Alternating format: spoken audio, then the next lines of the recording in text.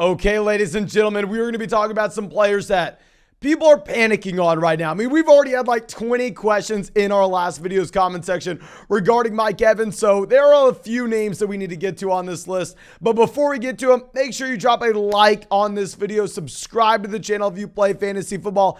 If you have any questions, feel free to drop them down there below in the comment section. I'll try to get to as many of those as I possibly can. And of course, if you want to check out any of these player props for Monday night, if you want to go take advantage of the free Patrick Mahomes bet we have this week, you can find a link to Underdog Fantasy down there in the comment section, down there in the description. When you sign up to Underdog with promo code FLOCK, you are going to get a 100% deposit match up to $100, and only that Patrick Mahomes bet with promo code FLOCK. So make sure you are taking advantage of that. Available in damn near every state. But that should be it. Let's go through. Let's dive into our first player here. Super brief. We've talked about him in every video over the past month. Damien Pierce. Copy and paste what I've said. He is a good running back in a horrendous offense that doesn't catch passes. That's a role that doesn't lead to fantasy points. This past week, he plays 33 snaps out of 60, trending in the wrong direction. He's gone from 17 carries to 10 to 5 this past week. Over the past 2 weeks, he has 15 carries and 16 rushing yards. I mainly just want to bring up Damien Pierce saying he has gone from a player that was overvalued with his trade value. People were comparing him to guys like Travis Etienne, Kenneth Walker, to now it's more like, can we even put him in our starting lineup? Like, realistically speaking, please let me know down there in the comment section. Are you starting Damien Pierce this next week? Now, going over to our next guy, DeAndre Swift, just give an update on this DeAndre Swift saga. He is now ahead of Justin Jackson in snaps played. DeAndre Swift's gone to be the running back two for the Detroit Lions. I mean, all jokes aside, while he has gone to be the running back two this past week, he only had 5 carries. He did have 8 targets out of the backfield, but still, I don't think you should be too excited about this with Swift. You still can't start the man. The last time we saw DeAndre Swift with 8 or more carries was week 1. DeAndre Swift has not had 8 carries since week 1.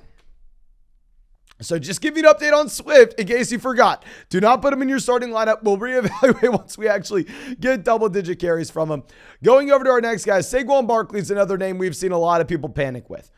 With Saquon Barkley, obviously, we've had a multitude of injuries for the New York Giants. Not only do we have injuries with the defensive side of the ball, injuries with their wide receiver core. I mean, God knows how many injuries we've seen with their wide receiver core. But their offensive line is kind of in shambles at the moment. It was this past week. I mean, over the past 2 weeks, you've seen Saquon Barkley fall off a cliff here. 2 weeks ago, Saquon Barkley, 15 carries, 22 rushing yards. This past week, 11 carries, 39 rushing yards. Now, with Barkley in particular, I'm not going to go to an extreme measure in saying, okay, Barkley is now a running back 2 in fantasy. Saquon Barkley is no longer running back 1. Because while Barkley has struggled, while this entire Giants offense has really struggled with so many injuries to this entire roster, Saquon Barkley can still get there with the volume and the volume alone. We know Saquon Barkley is still getting involved in the red zone. He had the rushing touchdown this past week. And on top of this, Saquon Barkley over the past 2 weeks, he's been an okay fantasy option, or at least he was against Dallas in a game where the Giants really struggled, strictly because his involvement as a pass catcher. This past week, he gave you the 6 targets, 4 receptions, 13 receiving yards. I know that doesn't sound like a lot, but if you're getting the 5-6 points just as a pass catcher option in that PPR format, then you add on the rushing touchdown, you're getting a baseline of 12 fantasy points. Then any rushing yards you're getting on top of it is just gravy. So with Barkley, I know a lot of people are very scared for the moment. I don't want to overreact too much, however. I don't want to overreact too much. I'd say the same thing with Alvin Kamara here.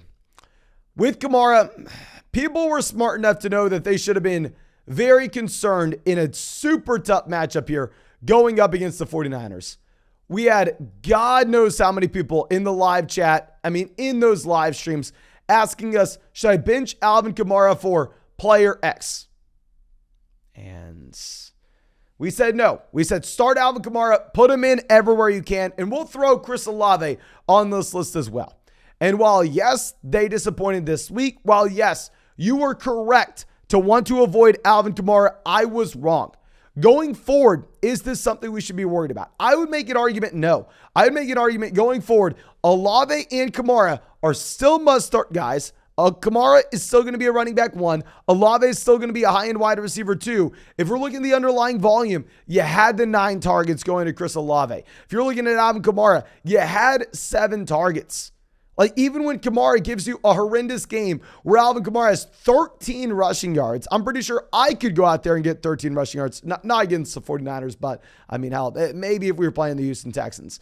But anyway, Alvin Kamara still is okay for a fantasy standpoint because he gets you the 6 receptions and 37 receiving yards. And that's what we're looking for in that full PPR format. That usage as a pass catcher gives you the floor. That way, even if you are a Saquon Barkley and Alvin Kamara level player and you are struggling, you struggling is still much better than a lot of other RBs. Your floor is going to be relatively high. And then with Chris Olave, the man had 9 targets. It's just horrible matchup against the 49ers. I'm not going to panic with either of the New Orleans Saints players. Now, going over to the Baltimore Ravens. What the hell, Mark Andrews? Demarcus Robinson, Devin Duvernay, both dealing with injuries. Isaiah Likely out.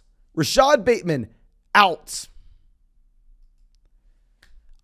I would have assumed Mark Andrews had 300 yards this week, like Josh Jacobs. Now, y'all know we are going to have to bring that up every single video. Josh Jacobs, 300 yards this week. Now, with Mark Andrews, I mean, he did not come close to it. Mark Andrews gave you the 4 receptions, 50 receiving yards.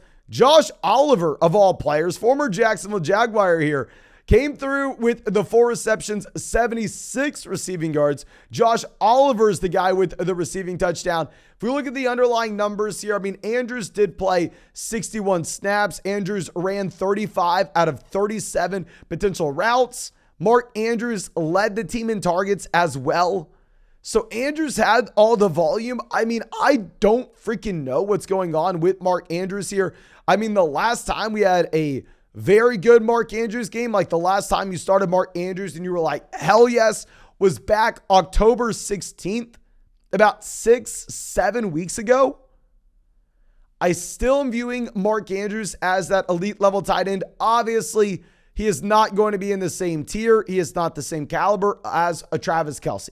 But I think it is Kelce in his own tier, then drop it down to tier 2, then it's Mark Andrews in his own tier, and then drop it down to the next few guys. I mean, Andrews just such a tough spot where he's been dealing with his own injury, and then obviously when he gets back, just have a slow start here.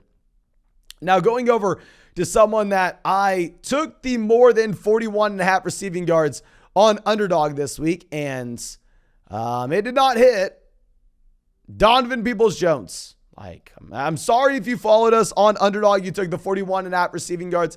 I thought it was a safe line because if you go through and look at the game log for Donovan Peoples-Jones so far this season, I mean, that 41.5 yards, it's hitting more times than not. Donovan Peoples-Jones has given you that very high floor. I believe the last time that did not hit was back in week 3. So I'm sorry. I thought it was a really good spot. Donovan Peoples-Jones, 4 targets, 2 receptions, 16 receiving yards. Now, of course, we weren't starting him this week in fantasy. What we've said is you cannot start anybody not named Amari Cooper, that's a pass catcher, until we get Deshaun Watson back. When you get Deshaun Watson in this offense, when we get the elite level efficiency, when we get the overall passing volume jacked way the hell up, at that point, Donovan Peoples-Jones will be a viable option. I mean, if you're looking at the snaps played, the routes run, you had 43 routes run for Donovan Peoples-Jones, 43 routes run for Amari Cooper. There are only 43 dropbacks here. So, I mean, hell, you had exactly what you were looking for in terms of the volume between these two guys. Clearly, Amari Cooper is the alpha wide receiver 1. I think that you should not drop Donovan Peoples-Jones because I think he's going to be more exciting next week than he was this week. I mean, you're getting Deshaun Watson in here. I think the roof is about to be blown off this Cleveland Browns offense. Now, going over to our next situation, we're going to be looking at a running back I was very excited to actually start. Antonio Gibson. I mean, not only did we want to start Antonio Gibson, but we took the more than, I believe it was like 70 total yards on underdog with Gibson this week, which is just another brutal call. And if you look at the usage of Antonio Gibson versus Brian Robinson, I don't know what's happening at this point. I thought Gibson was taking over as a starting running back. I thought Gibson had 70% of the snaps 2 weeks ago. When you had no J.D. McKissic here, I thought that Antonio Gibson was going to keep his role, add in what J.D. McKissic had, and then all of a sudden be a viable option. I don't freaking know. I mean, you had Brian Robinson coming through, playing 30 snaps compared to Antonio Gibson at 26. Gibson still ran 14 routes compared to Brian Robinson at 7, so Gibson's still being involved as a pass catcher. But if Gibson's not coming through for us in a great matchup against the Atlanta Falcons, when could he possibly work out? Now, going over to Justin Fields, this is going to be a very interesting spot because obviously with Justin Fields, we're operating with limited information. At the time of this recording, we do not have confirmation on if Justin Fields is going to play or miss in week 13. But if we are taking a couple steps back here, right, and we're trying to view this entire situation, if I am the Chicago Bears coaching staff, now, yes, maybe I'm trying to save my job, but if we ignore the fact that maybe I'm trying to save my job here, if I'm the Chicago Bears coaching staff, we're sitting dead last in the NFC. I mean, we're right there at 3-9. You got the Saints 4-8, the Panthers 4-8, the Packers 4-8, the Rams 3-8, the Cardinals 4-8, and we're dead last.